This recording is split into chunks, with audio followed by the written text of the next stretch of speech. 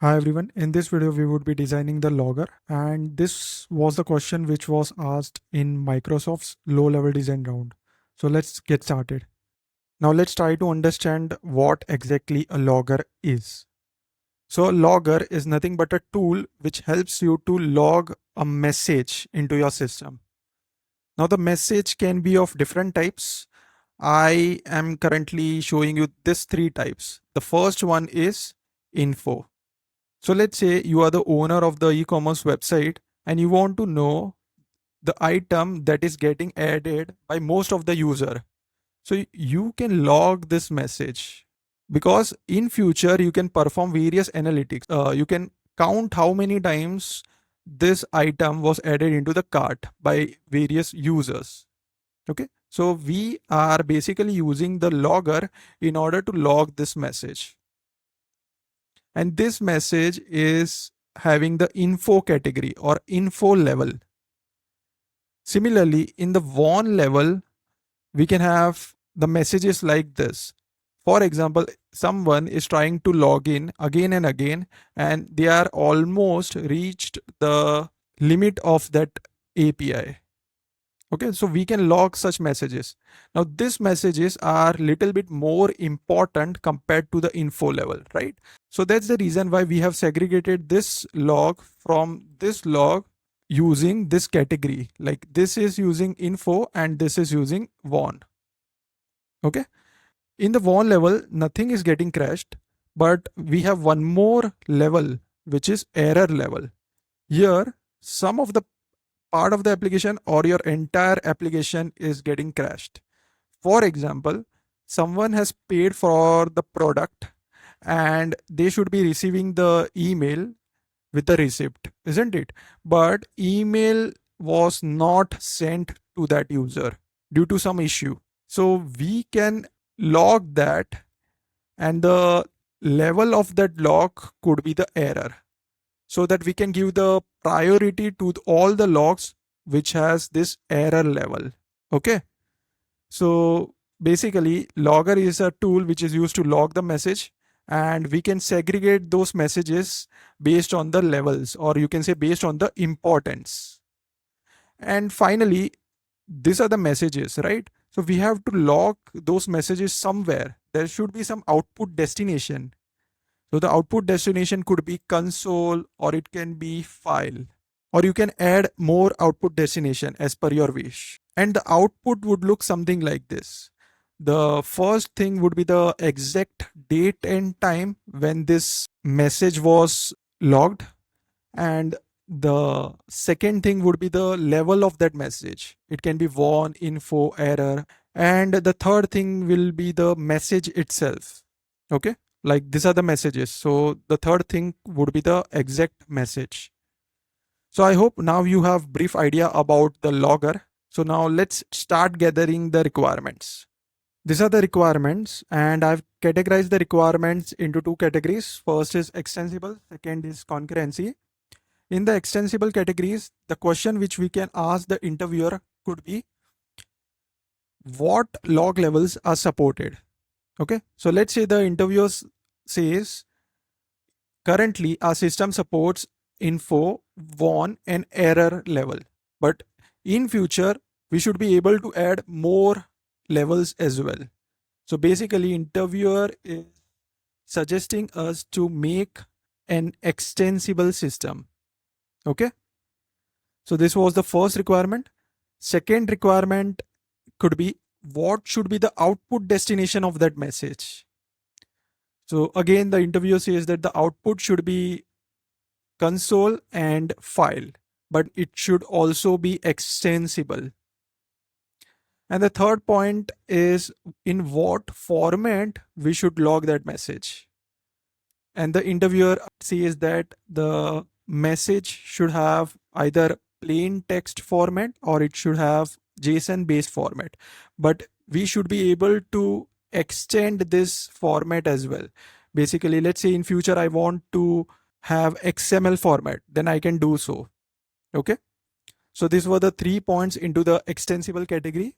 Coming to the concurrency, The question could be, should the logger work correctly when multiple threads log at the same time? So basically, let's say there are two threads, thread 1 and thread 2. Thread 1 is going to log a message and the message is world. And thread 2 is going to log a message and the message is Shubh.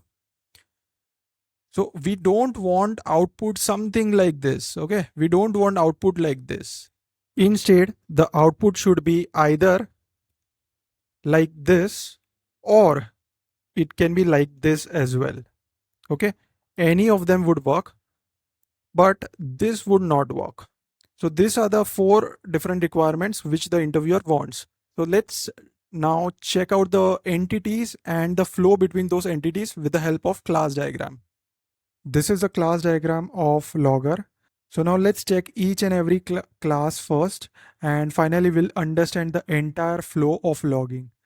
So let's start with the log level enum.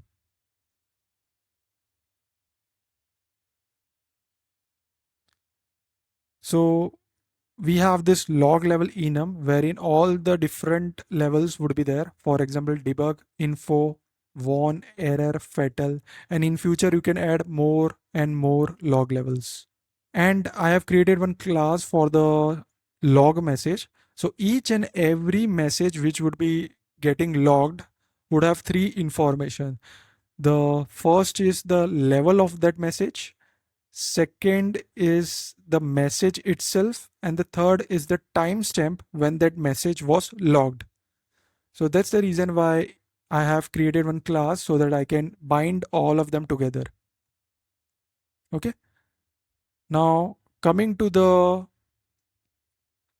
log formatter component. Here I have used strategy design pattern in order to format the logs. Why? Because currently our system supports formatting on the basis of plain text format and the JSON based format. But if in future I want to add XML format or other types of format, I can easily add them. So there is no need to use if-else statement in the client class because all the formatters would be using this signature. And that's the reason why I have used strategy design pattern. Right. Now, the next component is the log appender. So I'll be explaining this component after log handler. So for the log handler, I am using chain of responsibility design pattern.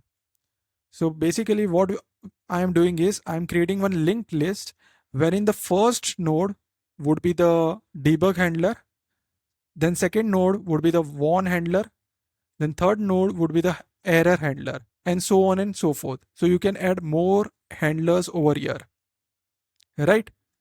And each of this handler will be responsible for handling the message according to the level. For example, if the level of the message is error, then this handler would be handling that message, right? Now coming to the main part of why am I using chain of responsibility design pattern over here. So let's assume that I decide not to use chain of responsibility design pattern. So in that case, what I would have done is in this log function, okay? So this is the log function which is triggering the chain. If we don't use the chain of responsibility design pattern, then in that case, I have to use this if else condition. So I have to check whether the level is info, then I will be triggering the info handlers handle. If the level is error, then error handlers handle function would be called. So basically this would be the added responsibility on the logger. And obviously it would be violating the solid principle, right? Because we are adding this responsibility on logger. So in order to avoid that, I am using chain of responsibility design pattern, because in that case, this log function would just start the chain. It will not have this if else condition, right? So that is the reason why I am using chain of responsibility design pattern.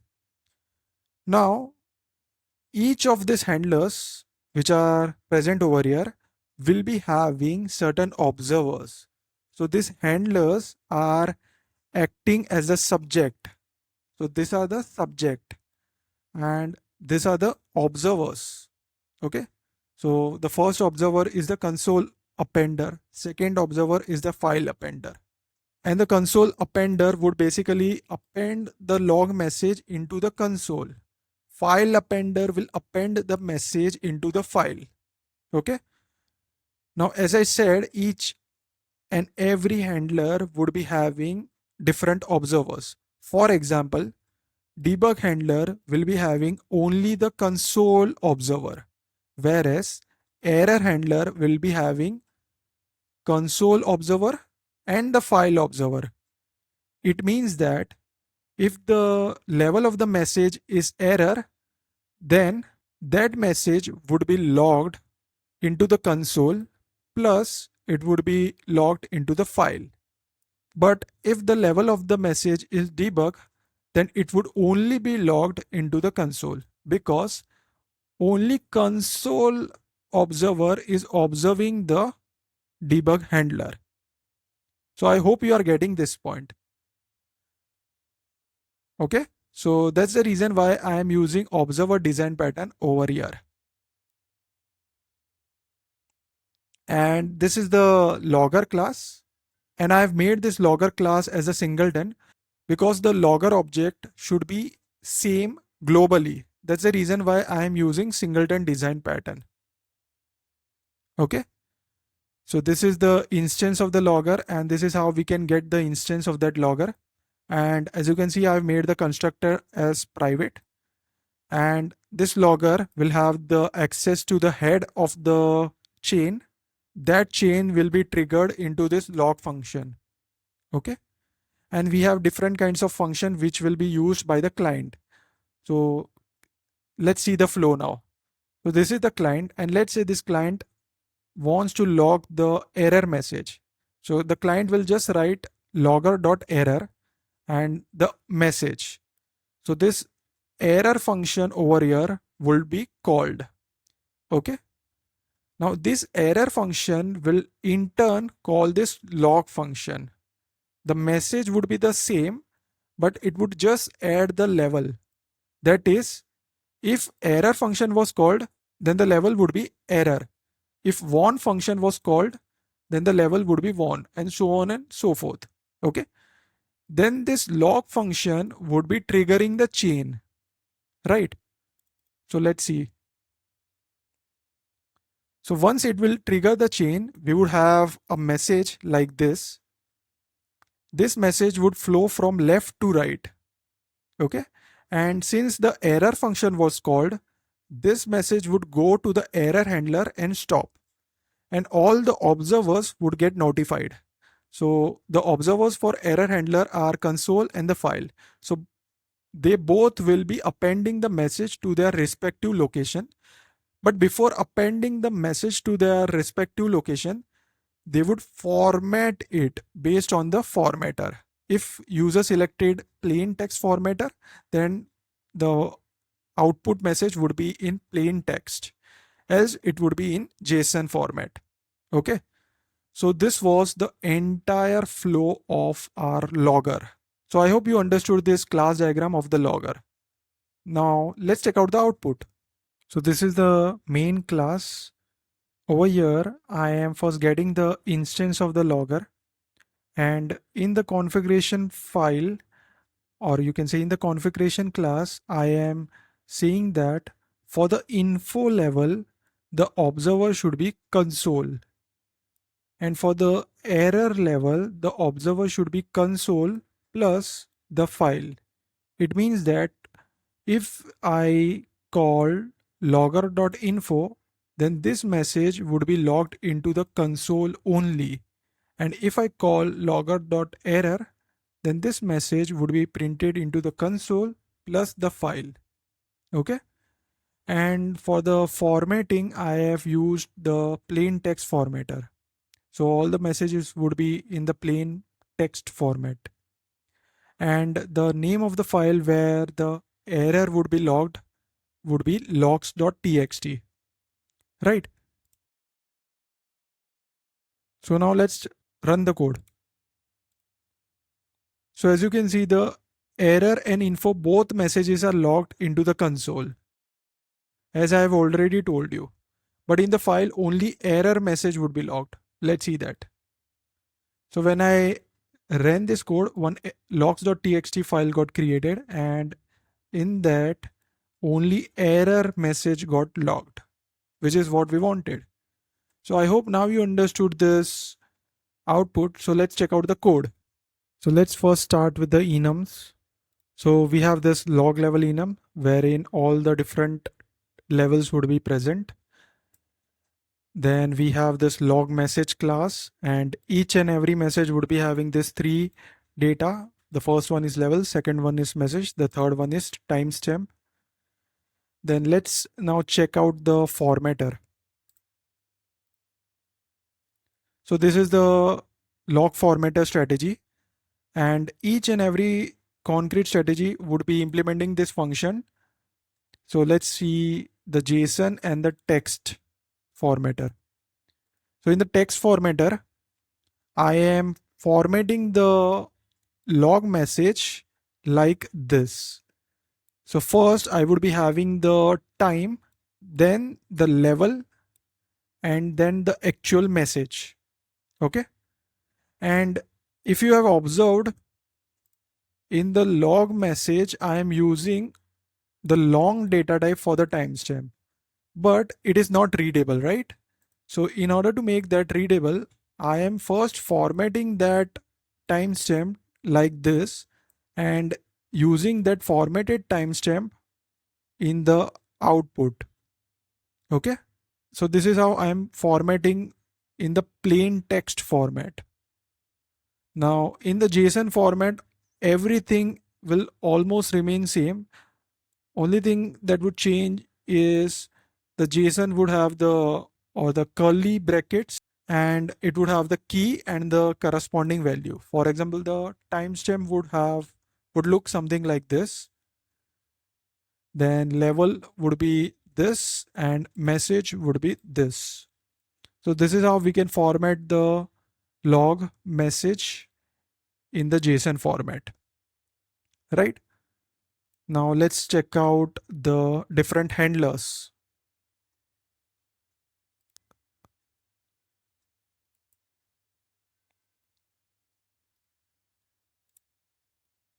So this is the abstract class called as log handler, and we have two protected attributes. The first one is this next pointer. So each and every handler would be having the next pointer. That is, the info handler would be having the next as the warn handler. Warn handler would be having the next as the error handler, and so on and so forth. And apart from this next pointer, each and every handler would have the different observers, that is console and file. Okay. And for that, I am using the copy on write array list. Why? So let's say we are working with the multi-threaded environment, and in that, one of the thread is notifying all the observer, and in between another thread updates the list of observer. Okay. So what would happen is, let's say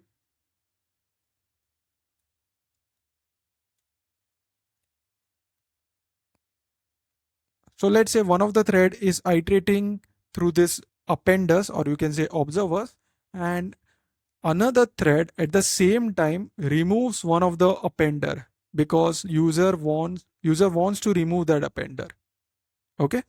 So if I run this code, you won't see any error. But instead of copy on write array list, if I use a normal array list and again run the code, you see this error. This error is nothing but the concurrent modification exception. Okay. It means that one of the thread is iterating through this list of appenders, but at the same time, another thread is trying to modify this list. which should not happen. So in order to prevent that scenario in the multi-threaded environment, I am using copy on write release, right? So this was when two threads are working on the appenders. We'll also see what would happen if two threads tries to update the file or update the console. We'll see that in the appenders. But for now, let's see the handle function. So in the handle function, what would happen is we'll see whether the concrete handler is capable of handling that message or not. If that concrete handler is capable to handle the message, we will notify all the observers. So info handler will notify the console observer. Error handler will notify the console and the file observer. Okay. And we would keep on progressing to the next handler until and unless one of them can handle the message, right? So this can handle function is abstract function which will be overridden in each of this handler. So this is very simple. Like we are just checking whether the input level is equivalent to the info in the info handler. In the warn handler, the level should be warn. In the error handler, the level should be error, and so on and so forth. So now we have completed the different types of handlers. Now let's see the appenders. So for the appenders, we have this interface which will have the append function, and it would take the log message as the input. So in the console appender, we will just log that message in the console. That is, we'll just use system.out.println. And before logging that into the console, I'm formatting the message in the plain text format. And for the file appender, in the constructor, what I'm doing is I am opening the file writer, or you can say buffered file writer, in the append mode, because whatever message we would be logging should not replace the already written messages, right? We want to append it. We don't want to replace it. That's the reason why I am using the append mode. So whenever any thread calls the append mode, it would write the message into the writer, that is this buffered writer, and finally it would flush that message into the disk. So this write function would be writing the message in memory, but finally we have to store that into the file, right? So we would be flushing that into the disk. And one of the requirements was related to concurrency, that is, only one thread should be able to write into the file at a moment. So that is handled by this synchronized keyword. So let's say if there are two threads, T1 and T2, then only one of them will enter into this append function. It would perform the write logic and it would come out of this append function. Then another thread would go into this function, do the logic, and come out of this function. The ordering can differ. Like instead of T1 then T2, the ordering could be T2 then T1. It does not matter.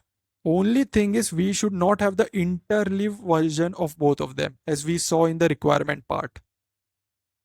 Now let's check out the logger class.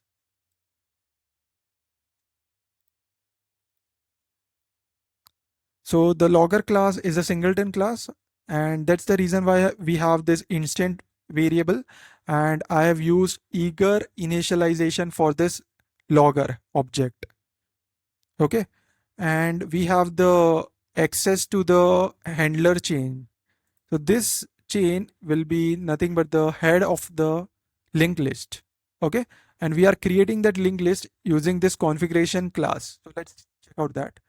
So in the configuration class, we have objects of all the handlers, and this build function will basically build the chain, right? And it will return the head of that chain.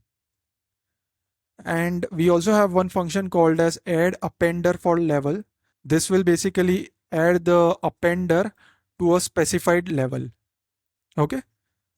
Now continuing to the logger class, we can access this instance using this get instance function, and we have this different functions which would be exposed to the client. So client will write logger.error, logger.info, and so on and so forth. And this function in turn will call the log function which is present over here, right? And it is passing the same message, but it is also adding the log level. For example, the info would add info as the log level, error would add error as the log level. Okay. And in the log function, I am creating the object of the log message. And as we know that this log message would have three data. The first one is the level, second one is the actual message, third one is the time. So once we have this message, we are triggering the chain. So we are moving from the head of the linked list to the tail of the linked list, right? So this was the logger class. So this was all about the low level design of logger. If you understood this design, then please like the video, share this with your friend and subscribe to the channel. Thanks for watching.